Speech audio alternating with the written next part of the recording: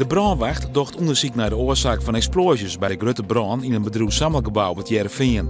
Het gebouw baande sneeuwtenacht voor slaan aan. De voelens van de brand werd mogelijk veroorzaakt door het oplosmiddel aceton dat er opslaan wie.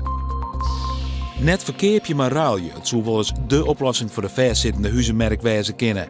Het idee is uitwerken door Michael de Witte en van de Moon in de praktijk bracht. Bij notaris Postma en Ljouwert passeerden de akten van 3 gezinnen die het van huis ruilen. 1400 squalbeen had van de Moon in het centrum van Dokkum maaidien onder Bonifatius picknick.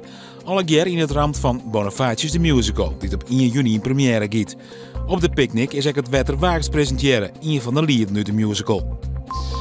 Sportclub Cambuur is uitskekeld in de play-offs voor een plak in de eredivisie. Bij VVV Venlo werd juist in de blessuretijd maar 4 treien verlen. Jeder hier Cambuur thuis 0-0 speelt in de Venlo-naren. Joen en vannacht regent het en er is kans op tonger en windstjetten. Het wordt 7 graden. Morgen ek buien, maar een temperatuur van goed 12 graden.